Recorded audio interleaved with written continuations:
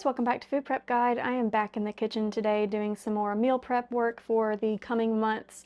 Actually, what we're doing today is more than likely going to be a year's supply worth of meal prep, which makes my heart happy. I have about 20 pounds of meat to process today, and I thought it would be fun to just do a chat style video while I am processing this meat and just chat about different like alternative ways to buy meat in bulk that are maybe not quite as mainstream, and it can really help you keep your grocery budget on point.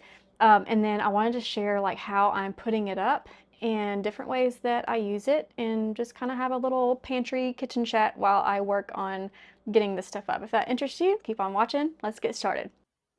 By the way, if you would like help building your food storage, scroll down to the description box of this video and click this link for our free 1-year food storage plan. We calculated a year's supply of food for one person, then broke that data down into a week-by-week list of items to build your pantry on a budget. We'll send it straight to your inbox. If you're new here, we invite you to subscribe and hit the notification bell so you don't miss all of our upcoming food preservation, pantry storage, and gardening tutorials. Now back to the kitchen. Okay, here is what we have here, and this bag number 1 is 10 pounds of bacon ends. And what this is, I mean, it's essentially what it sounds like. It's when the butcher is cutting the bacon, it's whatever is left over at the end that they weren't able to get nice thin strips out of. This was a meat truck sale. So one of the alternative methods that I would recommend checking out in your local area is if any of your grocers ever do a meat truck sale, and it's when a meat truck that's all they have. It's a semi truck and it is loaded with only meat, and the prices are a good bit lower on cuts that are not your normal cuts of meat. This bacon, if you can see, it is pretty fatty. Like, this one's really fatty, but there's some other pieces throughout here that aren't as fatty. But you can see, I mean, you can tell that it is bacon, so it's not so odd of a cut that you can't even tell what it is. But if you can purchase meat that is outside the realm of your normal grocery store meat market display, you're going to be able to save a lot of money. This 10-pound box of bacon ends was $15. In my area, a package, a 16-ounce, a 1-pound package of bacon is going for around $5 to $6. And we got this 10 pounds for $15. I mean, you are talking significant savings. I haven't done the percentage calculation on that, so I can't give you a percentage, but it's significant, significant savings. And it's a lot of work as far as chopping and vacuum sealing and getting this all in the freezer in different sized portions. But this is a task that I am going to do once, and this is going to give me a year's supply of this meat. And so it's worthwhile for me. The other thing that I would recommend is going in, or if you have a big family, just your family, but if you don't, going in with family, friends, or neighbors and purchasing a pig or a half cow or even a full cow from your local farmer. Not only is the meat going to be incredibly more nutrient dense and fresh, but it allows you to stock your freezer for 6 months to a year at a time, leaving you less impacted by what goes on at the grocery store, whether we're talking supply chain issues or even just inflation that goes from week to week or month to month. You can lock in a price and enjoy that price for 6 months to a year. So let me get the camera set up. I'm going to get to work on this and talk to you about the different ways that we put it up and use it. Okay, before I get my hands all dirty with this, I want to prep 2 vacuum seal bags for you, just to demonstrate. So in case you don't know, it is a good bit cheaper to make your own vacuum sealer bags than to purchase the bags already in bag form. And what I mean by make your own, I just mean plastic rolls like this. Happy Seal is the brand that I use because they are a good bit cheaper than name brand. It's considered an off-brand, but they are excellent quality. I have been using the Happy Seal brand for over 2 years with no issues whatsoever. But here's what the rolls look like right out of the box. And I am going to be putting up all this bacon in 2 different ways. So I'm going to cut 2 bags and show you what that process looks like, just in case you have never used plastic rolls before. It is so simple. You just cut it to the size bag that you want and seal one end. It really is that simple. So the first size that we're going to do is going to be for casseroles and soups and stews and stir fries. So I'm going to do what I would consider a medium-sized bag. And I'm just going to get this open. And you just seal one end of your bag, and that is all you do, and then you will have created your own bag. So let me close that and hit the seal button. For the seal button, it doesn't make any noise. You just wait for the light to go off. You can see the light right here. And I'm just waiting for that to go off.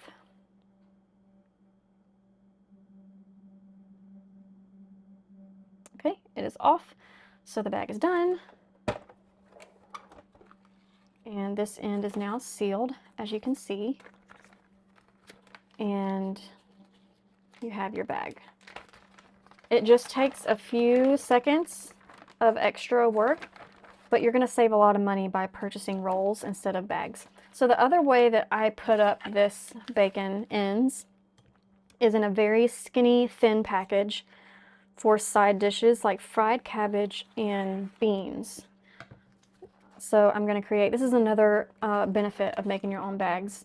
You're not stuck with working with the size bag that the manufacturer gives you, which means you can help eliminate waste that way, because I don't need a big bag for my side dishes. I need a much bigger bag for my casseroles and stir fries. And with rolls, I can decide what size bags to make. So that's another benefit beyond just saving money. Okay, so I have my two bags, one pretty small one and one medium one. So now I'm going to get to cutting and chopping. I'm trying to figure out where to put these bags. Okay, so I had approximately 2 pounds left. I had 20 pounds total, and I have approximately 2 pounds left of the bag that I have been working on for a few days now. I broke up this task into a few days. It definitely gets tedious after a while, but it is worthwhile to have stocked meat and know that I am not at the whim of the grocery store supply chains or inflation. So I'm just going to start cutting this up into chunks. Now this is completely optional. If you want to, it depends on what you're going to be using this bacon for, but I am cutting it up into chunks about like this, because the sole reason or way that I use this bacon is for casseroles, stir fries, hash browns, mixtures like a hash brown skillet, let's see, omelets. That's what I'm using these bigger bags for. And all of those work well when you're dicing them up, kind of like, you know, into smaller chunks like this. So because that is how I am using this, I'm cutting it up into little dices like that. But depending on how you use it, you may even just skip this step. You might even be able to just throw the bacon into bags and, you know, use it that way. That would be a lot easier. But I like to meal prep in batch. I like to go ahead and put the work in up front, because at the end of the day, I am generally very tired from homeschooling and from working. And I like dinner prep to go as easy and simple as possible. And even though it's just chopping, just being able to open this bag, I can literally open this bag and dump it in my skillet and move on with my recipe. I don't have to wait for, you know, I don't have to chop all this. And I usually pull things out in the morning to thaw, so I don't even have to wait for it to thaw when I'm cooking supper. I have a meal plan calendar on my freezer. And every morning when I wake up, kind of in the general frame of when I'm making breakfast, I will look at that menu and see what it is that we're having. Now I know that we meal prep a lot, probably a little bit more differently than a lot of people, I would say. We do a lot of canning and dehydrating and freeze drying. And so my prep for supper that night might need to be rehydrating some dehydrated goods. It might need to be thawing out bacon. It might need to do a flash reheat of freeze-dried foods, you know, that kind of thing. And so I just look at that plan, see what I need to do, and I make sure that all the rehydrating and thawing and all of that happens by the time that I serve lunch. So when I serve lunch, I go and I take things out of the freezer. I will go and start the rehydrating process so that by the time I go to cook supper, everything is done and ready for me. So that's just how I like to do things, but you do what works best for you. I'm almost done with this bag. I generally fill up that medium-sized bag that I showed you. I generally fill it up about halfway. Here we are. And it's all settled down in the bag, but I like to flatten it out and make it really flat because that is going to fall so much faster. That's another tip I wanted to share is, you know, things obviously fall a lot faster when it's in a single layer versus a big chunk. So even though all of that settled down in the bag and looked like it was only maybe a fourth full, when I lay it down flat like this, it is more than halfway full. And now I'm just going to seal it. It's going to be kind of loud.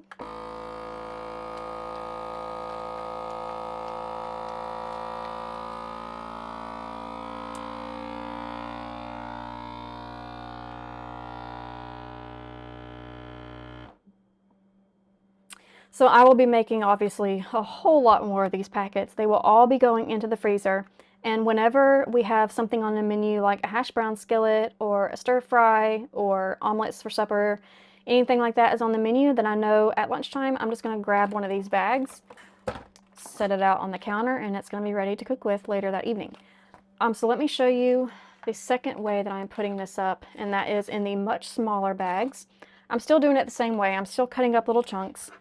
But I'm going to be doing a much smaller portion because we like to use bacon chunks in our fried cabbage side dish.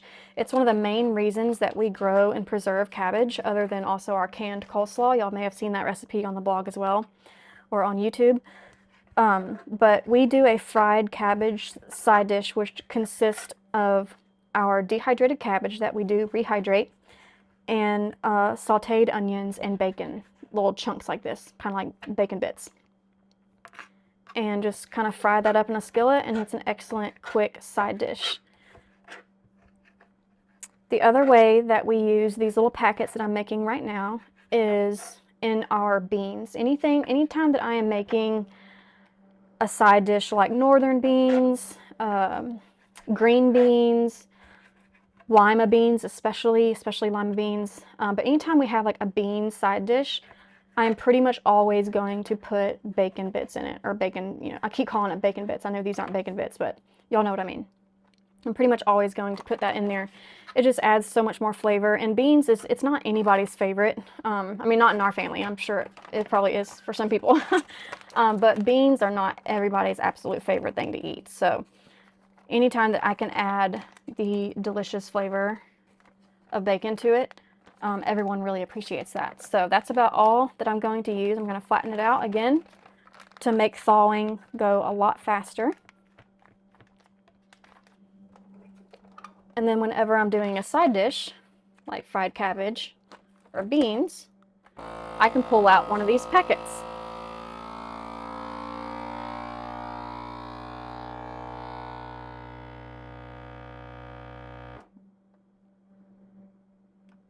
And when they're squished flat like this, they thaw so fast.